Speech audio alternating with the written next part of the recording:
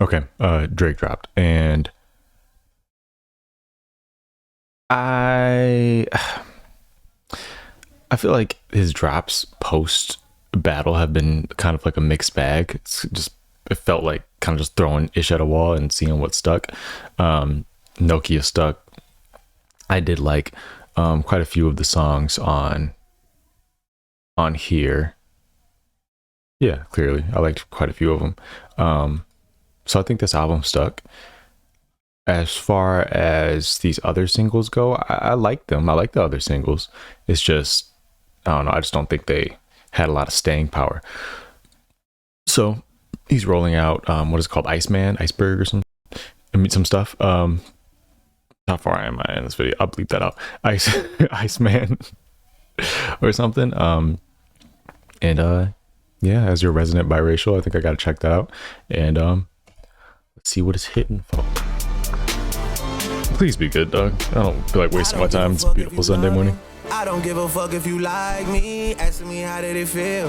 Can't say it didn't surprise me. Last time I looked to my right, you niggas was standing beside me. How can some people... Oh, okay. So I'm gonna restart. Well, I just need to get this off. So I have heard, obviously, like just on social media, him addressing certain people, or like, you know, vaguely addressing certain people, or just talking about fake friends in general on this, right?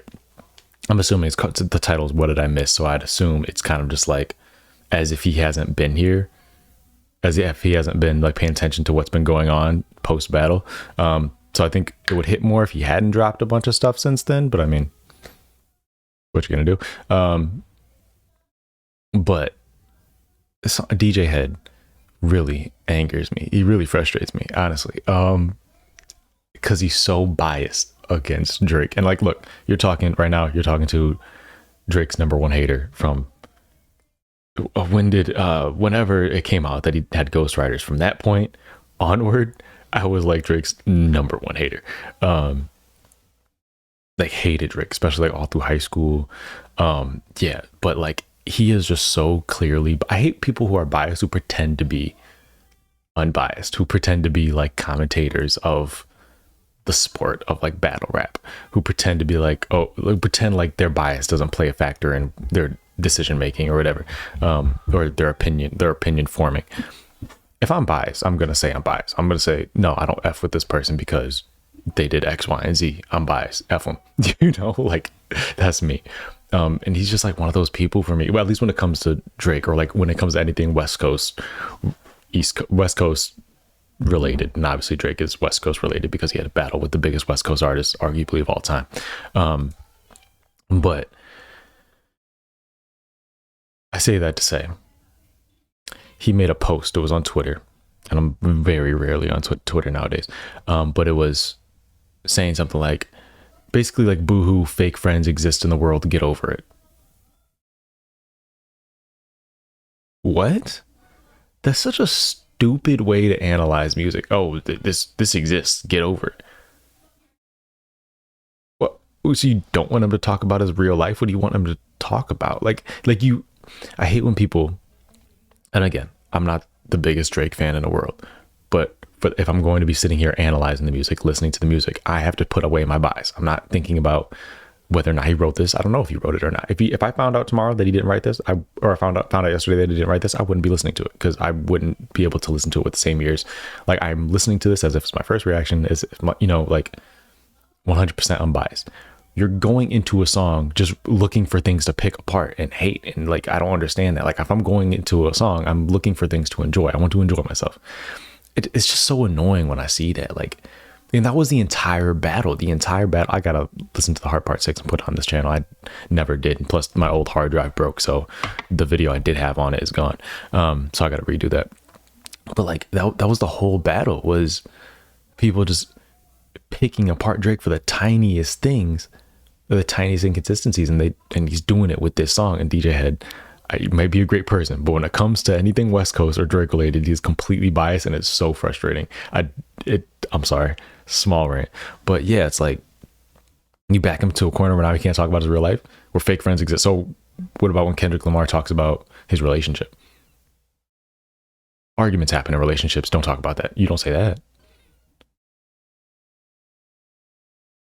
like you don't do that. You don't do that to, you pick and choose which artists to do that to, and it's just frustrating.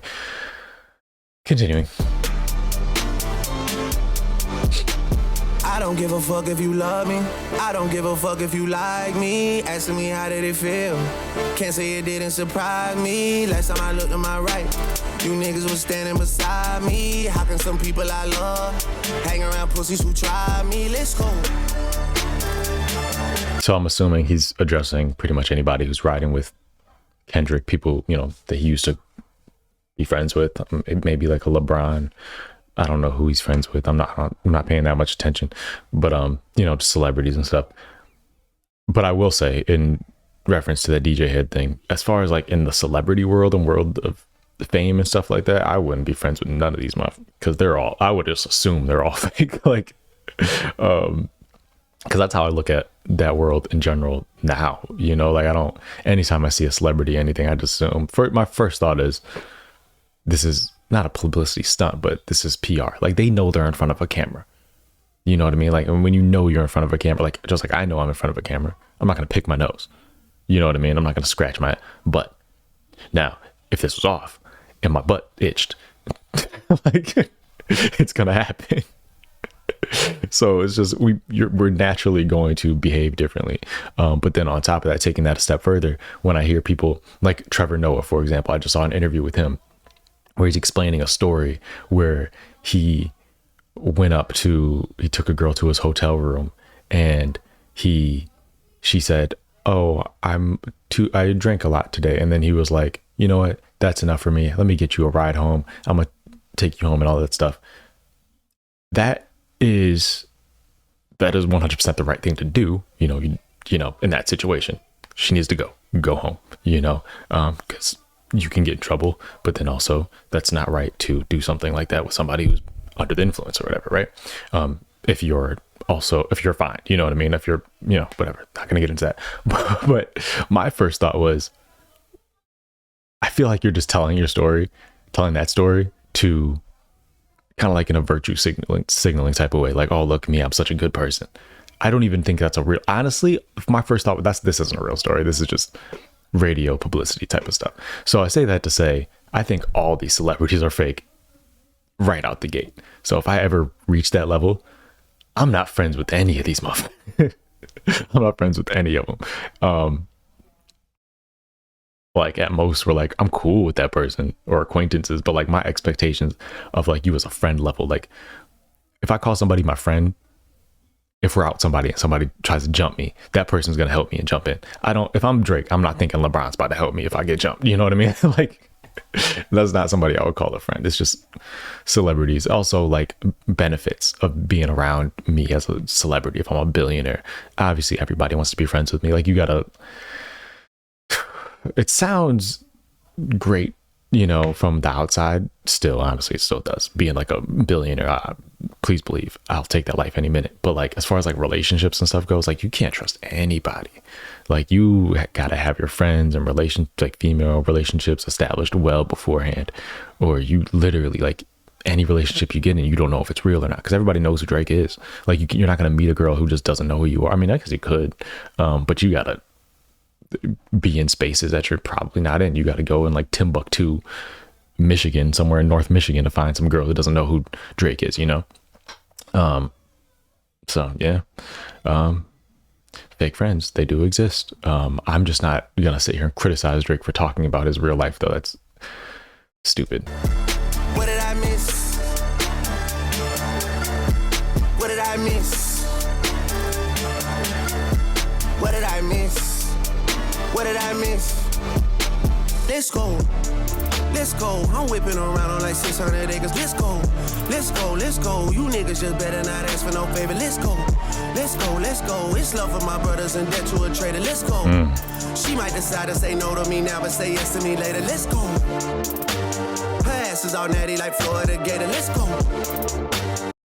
Okay, I feel like we took a turn here. Now we're talking about yeah, I wish she would have stayed on topic with the subject matter. Now we're just talking about random girls. You switch on the guys and supported a hater. Yeah, see, like, we just went, like, it just went from two different topics back to back.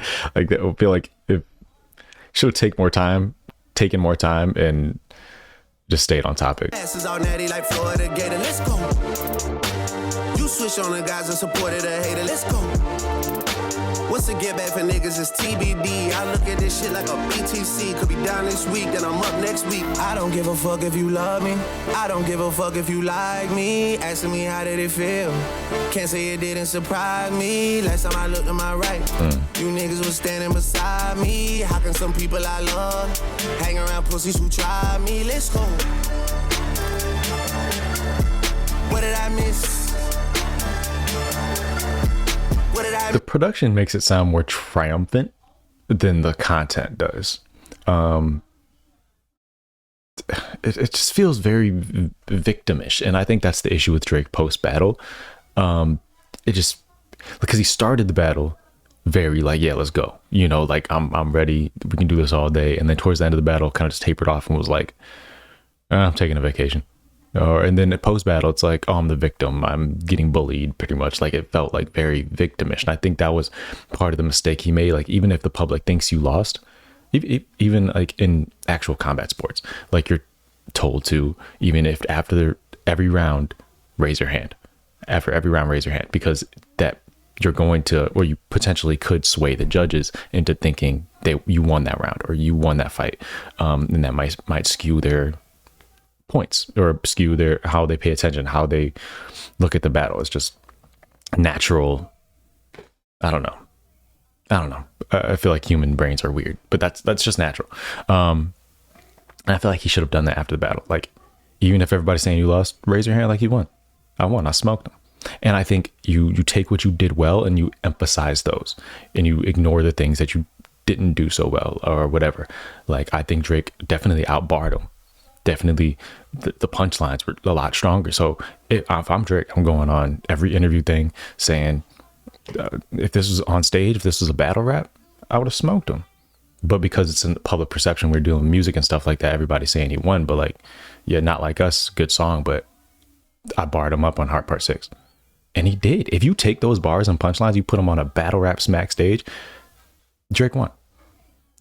I promise you, a Park His Son is getting booed out of a URL stage. it is. It's getting, everybody's gonna go quiet and you're gonna hear one guy go boo. Like, that's what's gonna happen.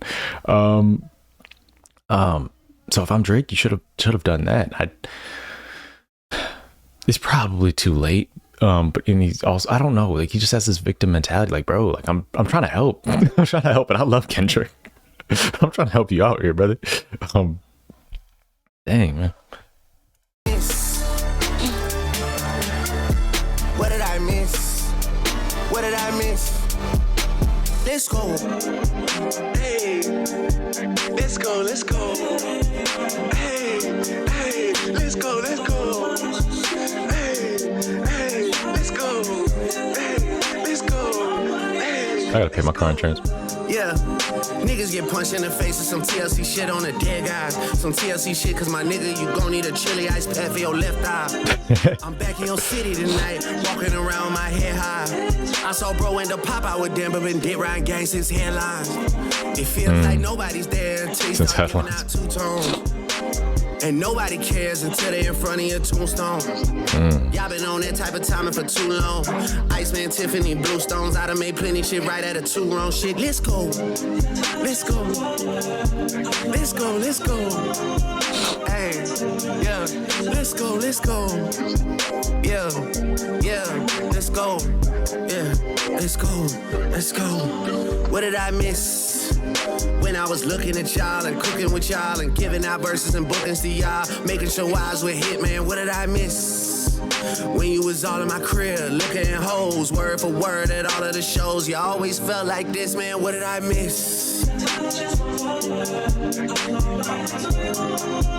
Yeah, again, I think it's cool. It's cool. It's not anything like to write home about. I wouldn't, you know, I could see this like having playlist placement just like as a like a filler song type of thing on the album. This isn't anything like monumental or whatever. I think it's odd as a first single. Yeah, it's not great. It's not bad. It's just not like it's cool. I think if we're listening to this, we're going to it more for the content of what he's saying and him slightly vaguely addressing people who have traded up on him. Um, but as far as like a song goes, sight.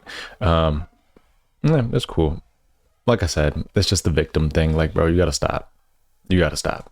You have to, like, if you are gonna do anything for your reputation, you have to flip the narrative as far as like, yeah, I won. You gotta say you won. Like, you're gonna look delusional. But just like Lil Wayne used to say all the time, I'm the greatest rapper alive. He used to say it prematurely. He would always just say it. I don't think there's not very many points where he was saying that in his career where it was actually true. Because Jay-Z, Eminem, 50 Cent were like at their peaks. Like, there are a lot of guys that are out there that were better at the time, but like eventually, just over time, like, you beat people over the head with the idea that you're the greatest rapper alive. People just started regurgitating that and saying that and believing that because like they've been told that their whole life. Like, you can brainwash them up. You can brainwash people. um, um, and it all, but then you also kind of have to back it up, right? Because Wayne is great. I think he's gotten better since. Like, I think he doesn't really say it that often anymore, but like if he said it now, honestly, I wouldn't be mad at him because he's really good. I mean, maybe not after the Carter 6, but Carter 5, Funeral Wayne is insane lyrically. I think arguably he's at his best. This is going to get to another conversation, but that's a hot take. I think Carter 5 Wayne is the best Lil Wayne. All right, that's it as far as this Drake thing. Like, sub, all that stuff.